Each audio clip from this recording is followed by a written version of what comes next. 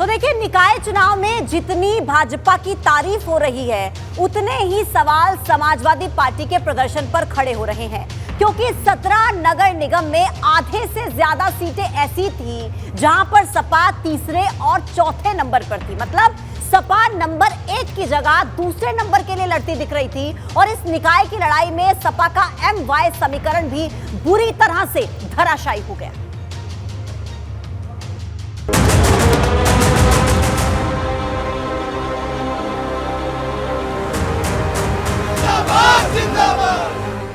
निगम की 8 सीटों पर फिसड्डी साबित हुई सपा, नतीजों ने निकाली साइकिल की हवा।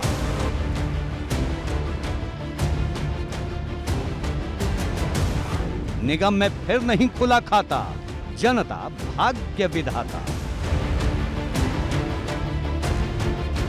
लोकसभा, विधानसभा, विधान परिषद और नगर निगम, आज हर तख्तोताज पर भाजपा का राज है। उधर समाजवादी पार्टी फिर एक बार निकाय की जंग में फेल साबित हुई है।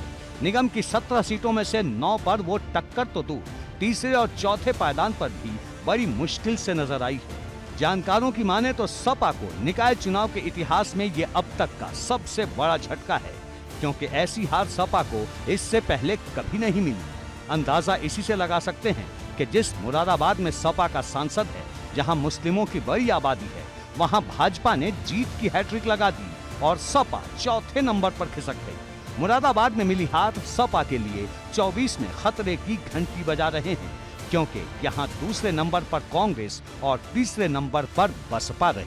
मुरादाबाद जनपद में 6 विधानसभाओं में से 5 विधायक समाजवादी पार्टी के हैं और लोकसभा में सांसद भी समाजवादी पार्टी के हैं। ऐसे में समाजवादी पार्टी का इतना घटिया प्रदर्शन कई सवाल खड़े कर रहा है। क्या मुस्लिम मतदाता समाजवादी पार्टी से अब ऊब गया है और वो कांग्रेस की तरफ जा रहा है? क्योंकि जिस मुरादाबाद नगर निगम पर 2 बार समाजवादी पार्टी के मेयर रह चुके हों, वहाँ पर सिर्फ 3 पार्षदों का जीत के आना और मेयर प्रत्याशी का चौथे स्थान पर रहना कहीं ना कहीं समाजवादी पार्टी की करारी हार है।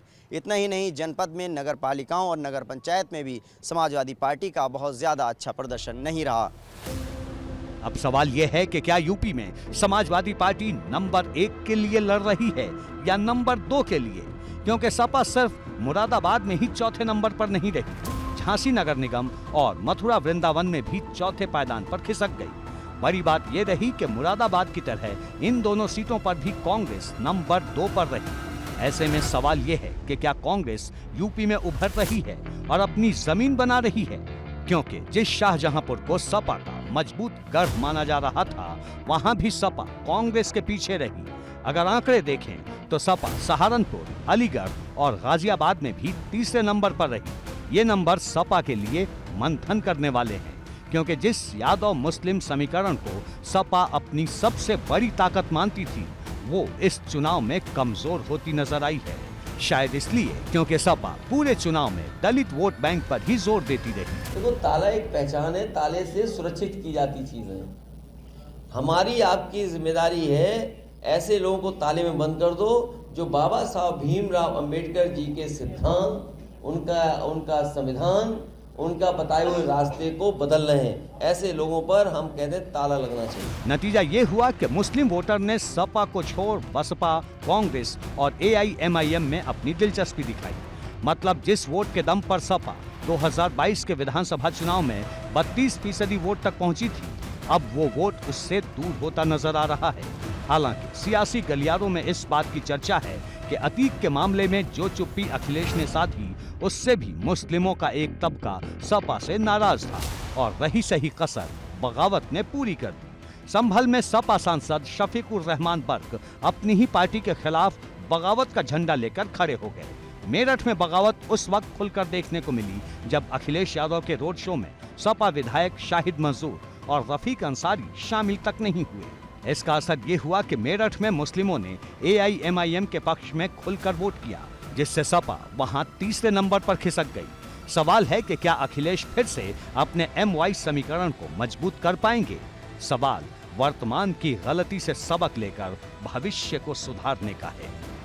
ABP गंगा के लिए ब्यूरो रिपोर्ट।